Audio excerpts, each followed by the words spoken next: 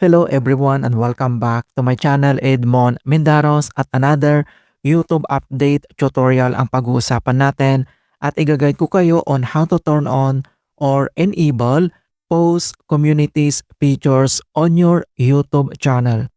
So isa itong bagong update features in YouTube kung saan ay pwede nang mag-post ang ating mga viewers at subscribers sa ating community post kung saan din pwede na sila mag-share ng kanilang komento, magbahagi ng kanilang videos, mga ideas, discussions tungkol sa content ng bawat isa, mga bagong trade na usapin at makikonnect at makipagkaibigan sa kanila.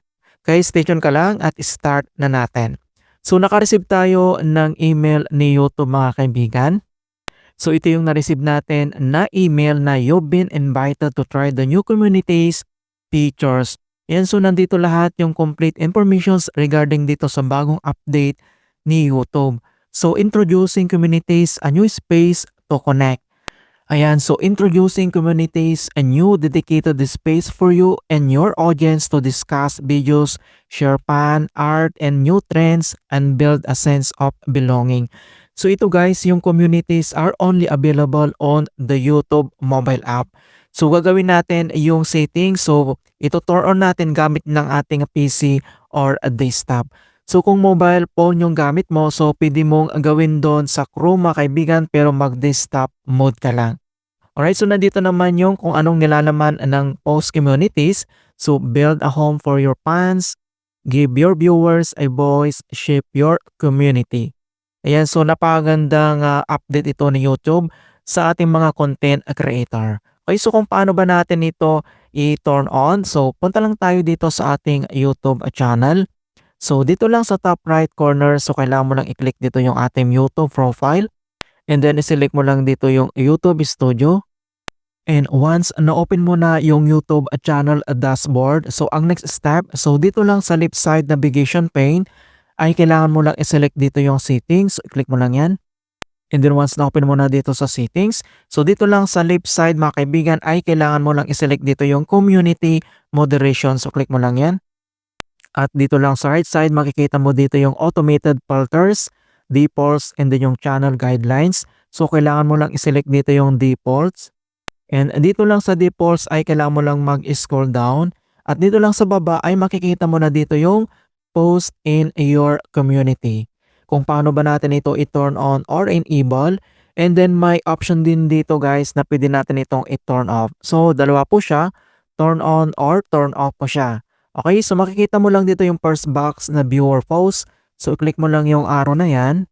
And then select mo lang dito yung turn on. Kung gusto mong i-turn on yung post in your community, pwede mo naman itong i-turn off. Okay, so select mo lang dito. So i-turn on lang natin. So select. And then dito naman sa tatlong box na to, so nandito who can post, subscribers, and dito ay hindi natin pwede itong baguhin. So you can't change the settings because viewer posts are turned off. So same naman dito sa moderation, so hindi natin to pwedeng i-modify. So you can change also. And then same naman dito sa minimum subscription time. Okay, so once na turn on mo na siya, and then i-click mo lang dito yung save. Okay, so click mo yung save. And then once makikita mo na dito na settings, save.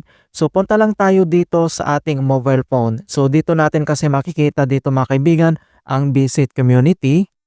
Ayan, so inopen ko yung aking mobile phone. So makikita nyo na dito guys, dito lang sa ating homepage ng ating YouTube channel. So makikita mo dito yung visit community. So pwede mo nang i-click yan. And then ganito na siya. So ito yung YouTube channel natin, community. And then community settings.